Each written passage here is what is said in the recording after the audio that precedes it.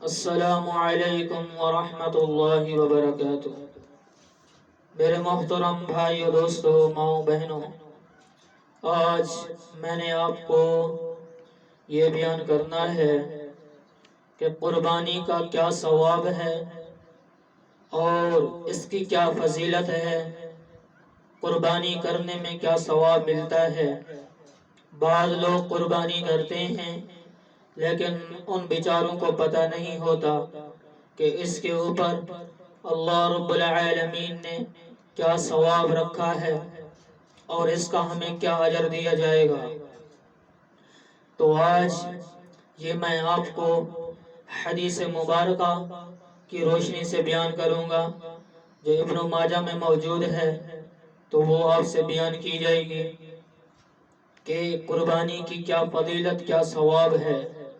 تو بیان کرنے سے پہلے آپ سے ایک چھوٹی سی درخواست کی جائے گی، اگر آپ چینل کے اوپر نئے ہیں تو اسے ضرور سبسکرائب کیجئے اور بیل آئیکن کو پریس کر دیجئے تاکہ آپ تک ہر ویڈیو جو ہے وہ ٹائم ٹو ٹائم پہنچتی رہے۔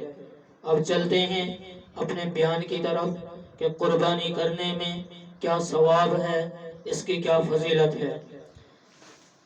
حدیث پاک میں آتا ہے، بسم اللہ الرحمن الرحیم، عن عائشہ رضی اللہ تعالی عنہ، حضرت عائشہ رضی اللہ تعالی عنہ سے روایت ہے کہ ان النبی صلی اللہ علیہ وسلم، بے شک نبی کریم صلی اللہ علیہ وسلم نے، قال، فرمایا، ما عمل ابن آدم یوم النحر عملا احب الى اللہ عز وجل من حراقت دم۔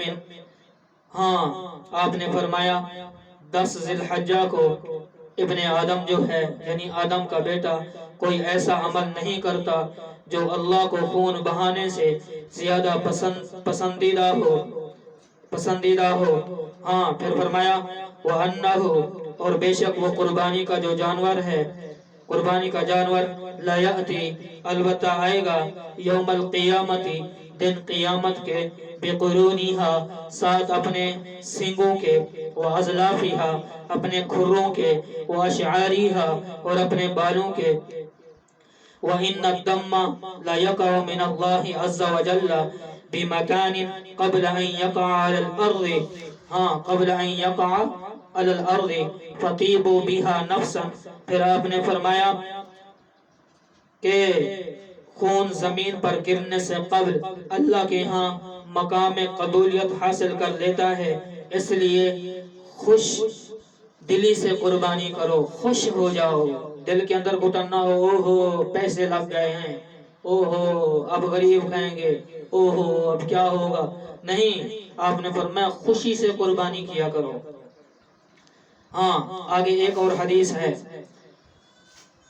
عن زید بن ارقم، حضرت زید بن ارقم رضی اللہ تعالی عنہ سے روایت ہے، قال، فرمایا، قال اصحاب، کہا ساتھی رسول اللہ صلی اللہ علیہ وسلم، نبی کریم صلی اللہ علیہ وسلم کے صحابہ کہنے لگے، یا رسول اللہ، اے اللہ کے رسول، ما هذه الاضاحی، اے اللہ کے رسول یہ قربانی کیا ہے، یہ قربانی کیا ہے۔